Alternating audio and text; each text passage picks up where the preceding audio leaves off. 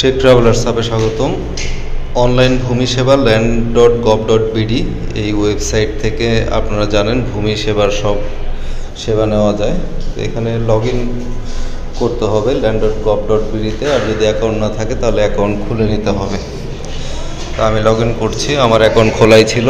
এখানে log in করার পরে দেখেন এখানে ভূমি উন্নয়ন কর যে অপশনটা আছে, আমরা আগে যেটা হতো যে এই কর দেওয়ার জন্য অন্য কারো মোবাইল নাম্বার দিয়ে যদি অ্যাকাউন্ট খোলা হয় সেই অ্যাকাউন্ট মোবাইল নাম্বারটা আর চেঞ্জ করা যেত না। প্রোফাইল অপশনে ক্লিক করলে দেখেন মোবাইল নাম্বার পরিবর্তনের অপশনটা দিচ্ছে। এখন আপনি চাইলেই আপনার মোবাইল নাম্বারটা প্রোফাইল থেকে পরিবর্তন করতে পারবেন। মোবাইল নাম্বার পরিবর্তন করুন এখানে ক্লিক করলে আপনার মোবাইল নাম্বার পরিবর্তনের সুযোগ দিবে।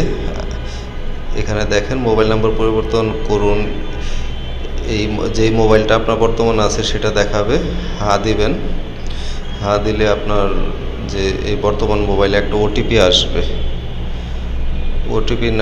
ওটিপি নাম্বারটা এখানে দেওয়ার পরে তারপরে ওটিপি প্রদান করুন এই বাটনে ক্লিক করতে হবে। ওটিপি প্রদান করুন ক্লিক করলেই দেখেন আপনাকে নতুন মোবাইল নাম্বার সংযুক্ত করুন আর কি। এখানে নতুন মোবাইল নাম্বার লিখতে বলবে, দুইবার লিখতে হবে যাতে ভুল না হয়। এই জন্য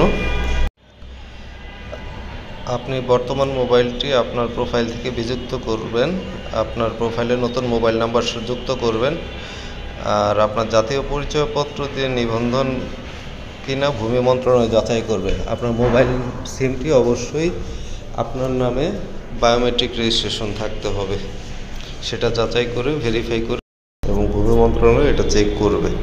আর আপনি যদি সব রাজি হন তাহলে পরে প্রেরণে ক্লিক করা লাগবে টিক বক্স দিয়ে, তাহলে এটা আপনার পরিবর্তনের জন্য রিকোয়েস্টটা চলে যাবে। তো তখন আপনার পরিবর্তন হয়ে যাবে। তো এভাবে আপনার মোবাইল নাম্বারটা আপনার এই কর দেওয়ার যে ওয়েবসাইটে যে আপনার প্রোফাইল আছে সেখান থেকে মোবাইল নাম্বারটা পরিবর্তন করতে পারবেন। এটা ভালো করেছে, কারণ মোবাইল নাম্বারটা পরিবর্তন করা খুবই জরুরি হয়ে পড়েছিল। অনেকেই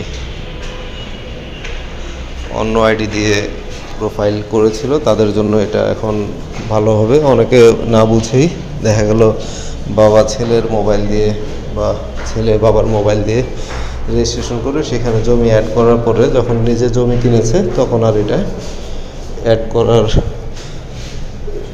সমস্যা হচ্ছিল, যেহেতু অলরেডি প্রোফাইলটা এনআইডি থেকে ওই যে ব্যক্তির নামে জমি সেই ব্যক্তির সব তথ্য নিয়ে প্রোফাইলটা করা হয়। তো ভিউয়ার্স, কোনো প্রশ্ন থাকলে কমেন্টে জিজ্ঞেস করতে পারেন, আমি উত্তর দেওয়ার চেষ্টা করব। ধন্যবাদ।